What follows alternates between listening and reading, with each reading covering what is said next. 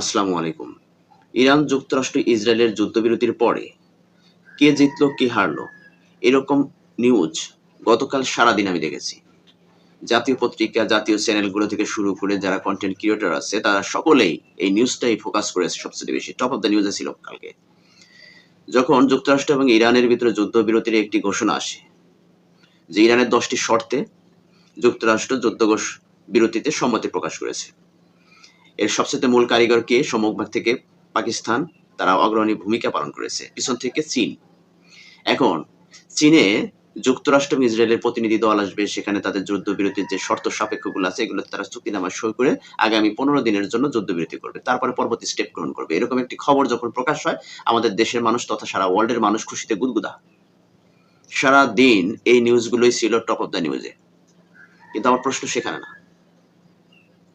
যুক্তরাষ্ট্র যখন ইরানের উপরে আক্রমণ করে ইসরায়েল বাহিনী সহ, এই যে গত প্রায় 2 মাসের মতো এই হামলা চলতে থাকে, এখানে যুক্তরাষ্ট্র বিলিয়ন বিলিয়ন ডলার খরচ হয়েছে, ইসরায়েলের খরচ হয়েছে, ইরানও ক্ষতিগ্রস্ত হয়েছে।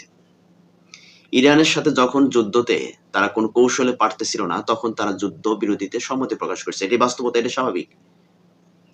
কিন্তু যুক্তরাষ্ট্র কি চাইবে তার যে বিলিয়ন ডলার গুলো খরচ হয়েছে খুব সহজে ভুলে যাইতে, খুব সহজেই সেটা মাথা থেকে ঝেড়ে ফেলতে?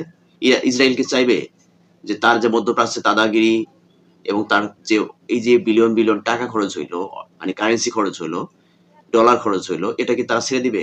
ছেড়ে দিবে না। কিন্তু তারপরেও কেন যেন মনে হচ্ছে যে ইরানের সাথে তারা যুদ্ধবিরতিতে যাচ্ছে। এটা শুনে আমরা অনেক খুশি। এত খুশি হবার তো কোনো দরকার নেই ভাই। প্রত্যেকটা খুশির পিছনে কিন্তু কান্না আছে। যুক্তরাষ্ট্র আজ পর্যন্ত, ইসরায়েল আজ পর্যন্ত যে সমস্ত দেশের সাথে যুদ্ধবিরতিতে গেছে, তারা সময় বুঝে, সুযোগ বুঝে আবার ওই সমস্ত রাষ্ট্রের উপরে এমন আক্রমণ করেছে যেটা কল্পনা করা যায় না। তো যুক্তরাষ্ট্রের প্রত্যেকটা পদক্ষেপ, এই যে যুক্তরাষ্ট্র যখন যুদ্ধবিরতিতে গেল তখন সবার মনে প্রশ্ন জাগলো, এখন তো ইরান হচ্ছে মধ্যপ্রাচ্যের দাদা। ঠিক আছে, এটা এখন মধ্যপ্রাচ্যের দাদা ইরান। হরমুজ প্রণালী কন্ট্রোল এখন ইরানের হাতে। ট্যাক্স তুলবে ইরান। বিলিয়নিয়ার মিলিয়নিয়ার যাই বলেন, ইরান এখন ইনকাম করবে, এটা স্বাভাবিক। তার সাথে মধ্যপ্রাচ্যের কিছু রাষ্ট্র আছে। কিন্তু এত সব করার পরেও ইসরায়েলি বাহিনী গতকাল আবার লেবাননের উপরে অতর্কিত হামলার কারণে সেখানে প্রায় 254 জনের মতো সাধারণ মানুষ নিহত হয়েছে, হাজার মানুষের মতো আহত হয়েছে বা তারও অধিক। এই ব্যাপারে যখন ইসরায়েলি প্রধানকে জিজ্ঞাসা করা হলো যে তোমরা যুদ্ধবিরতির মধ্য দিয়ে আলোচনা চলতেছে, এই আলোচনার মধ্যেই তোমরা আবার লেবাননের উপর আক্রমণ করলে, কারণ কি, ব্যাখ্যা কি? ইসরায়েলের পক্ষ থেকে জানানো হয়েছে যুদ্ধবিরতি শুধু ইরানের সাথে হচ্ছে, অন্য কোনো রাষ্ট্র নয়। লেবাননের যুদ্ধবিরতির মধ্যে পড়ে না। তাহলে একবার ভেবে দেখুন, যে রাষ্ট্রগুলো কখনোই শান্তি চায় না, কখনোই একটি দেশ সুন্দর থাকুক, ভালো থাকুক, এই চিন্তা ভাবনা যাদের মাথায় নেই, তারা কিভাবে চিন্তা করেন যে ইরানকে এত সহজে তারা ছেড়ে দিবে? এই যুদ্ধবিরতিটা হচ্ছে শুধুমাত্র একটা কৌশল, আর কিচ্ছু না। শুধুমাত্র একটা কৌশল। কারণ যখন ইরানের সশস্ত্র বাহিনীর সাথে যুক্তরাষ্ট্র তথা ইসরায়েলি বাহিনী যুদ্ধের কৌশলে কোনোভাবেই পারতেছিল না, ঠিক তখনই তারা এই যুদ্ধের কৌশল হিসেবে তারা যুদ্ধবিরতিতে সম্মতি প্রকাশ করে। এটা ইন্টারন্যাশনাল খেলা। কারণ এক পক্ষ যেমন যুক্তরাষ্ট্র ইসরায়েল চাচ্ছে, তারা যুদ্ধ কৌশলে যখন পারতেছে না, তারা একটা সমঝোতার পথে হাঁটতেছে যে তারা আবার পুনরায় এই কৌশলগুলো, ইরান কোন কৌশলগুলো অবলম্বন করছে সেই কৌশলগুলো তারা রিসার্চ করবে। আর অন্য পক্ষ চাচ্ছে যুদ্ধ থামিয়ে দিয়ে বিশ্ব শান্তিতে নিয়ে আসা যাক। কারণ হরমুজ প্রণালী নিয়ে যখন, জ্বালানি সংকট নিয়ে সারা বিশ্ব যখন অন্ধকারের দিকে যাচ্ছে, ঠিক তখন তাদের স্বার্থ হচ্ছে যে যুদ্ধকে থামানো না গেলে তাদের জ্বালানি সংকট মানে প্রত্যেকটা দেশের সংকট, সারা বিশ্বের সংকট, অর্থনীতির সংকট, মুদ্রাস্ফীতির সংকট, সবকিছু সংকট, ব্যবসা বাণিজ্য, সবকিছু। এসব চলতে থাকলে তো চলবে না। তাই তৃতীয় পক্ষ যারা চাচ্ছে যে যুদ্ধবিরতি হোক, আর এই তৃতীয় পক্ষ হিসাবে পাকিস্তান এবং চীন তারা অগ্রণী ভূমিকা পালন করেছে, যেটা অন্য কোনো রাষ্ট্র করার কথা ছিল কিন্তু তারা করতে পারেনি। কিন্তু এই যে দুই পক্ষ যুদ্ধতে যারা লিপ্ত ছিল, এই দুই পক্ষের ভিতরে কেউ কারো কাছে যখন মাথা নত করতেছিল না, ঠিক তখনই কিন্তু তৃতীয় পক্ষ তাদের ভিতরে ঢুকে এটাকে একটা আলোচনার মধ্য দিয়ে, যুদ্ধবিরতির মধ্য দিয়ে একটা কিছুদিনের জন্য সাময়িক একটা শান্তি ফিরিয়ে আনার তারা ব্যবস্থা করতেছে। হরমুজ প্রণালীটাকে তারা নিজেদের কাভারেজ করার চেষ্টা করতেছে। কিন্তু এর জন্য অনেকে অনেক খুশি। আমি মনে করি এখানে খুশি হওয়ার কিছু নেই। কারণ এই হরমুজ প্রণালী এটা যুক্তরাষ্ট্র তথা ইসরায়েল কোনোভাবেই ইরানকে এককভাবে দাদাগিরি করতে দিবে না। এর জন্য যা কিছু প্রয়োজন, যা কিছু করা দরকার তা করবে। হয়তো সেটা আমরা বুঝতে পারতেছি না। তার নমুনা কিছুটা লেবাননে দেখেন কিভাবে আক্রমণ করলো। লেবাননের সাথে ইসরায়েলের কি শত্রুতা, কি সার্থকতা সেখানে লুকাই আছে।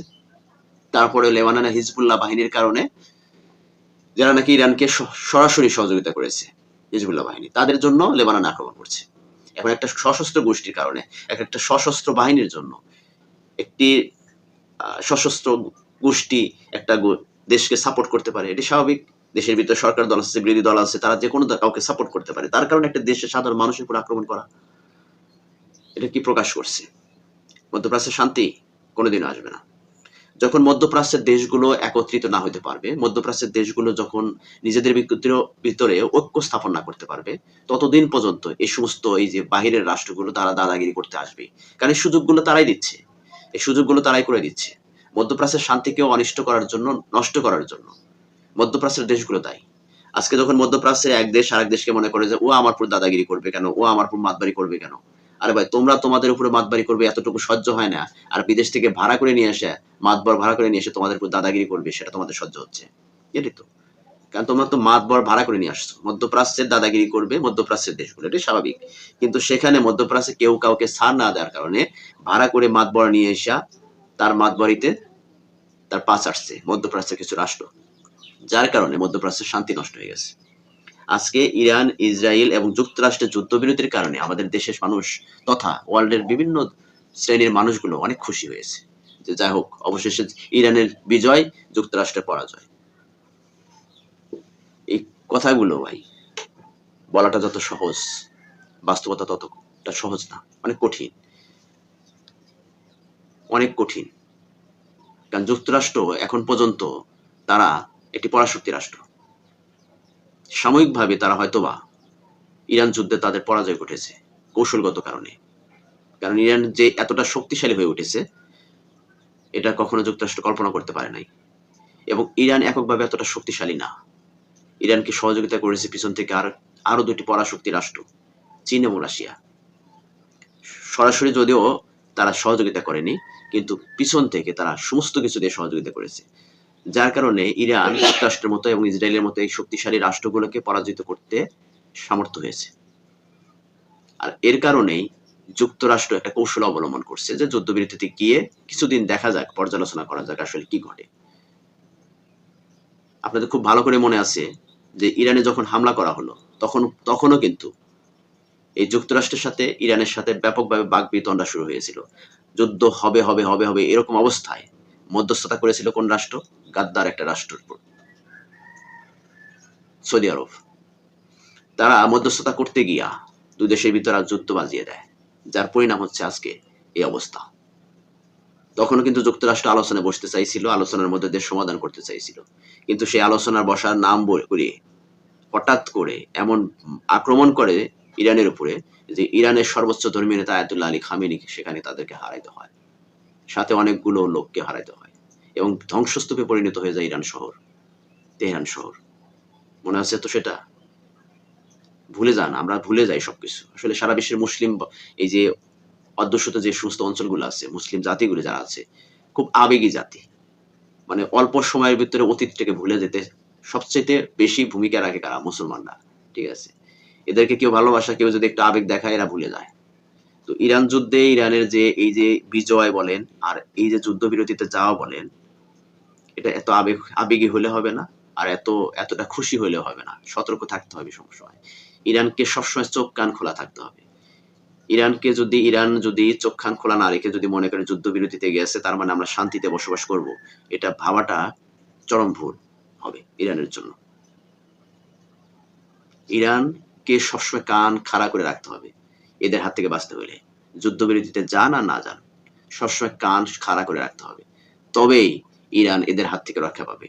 আর যদি কানটাকে একটু নামিয়ে দিতে চায় কান নামিয়ে দেয়, তাহলে তখন ইরানের যে পরিণাম বা পরিণতি কোন জায়গায় গিয়ে পৌঁছাবে সেটা বিশ্ব তাকে তখন দেখবে। যাই হোক, আমি মনে করি এতটা খুশি হওয়ার দরকার নেই ভাই। যুদ্ধবিরতিতে যাক, শান্তি আসুক, এটা আমাদের সকলের চাওয়া। কারণ বিশ্ব শান্তিতে থাকুক, আমরা শান্তিতে থাকি, এটা সবারই চাওয়া। কারণ যে কোনো দেশের একটি যুদ্ধ প্রত্যেকটা দেশের উপর প্রভাব পড়ে। আমরা চাই না যে কোনো দেশের ভিতরে যুদ্ধ হোক, বিশেষ করে মধ্যপ্রাচ্যে। মধ্যপ্রাচ্যের অশান্তি মানে সারা ওয়ার্ল্ডের অশান্তি, আর মধ্যপ্রাচ্যের শান্তি মানে সারা ওয়ার্ল্ডে মোটামুটি একটা শান্তি। ভালো থাকবেন সবাই। আসসালামু আলাইকুম।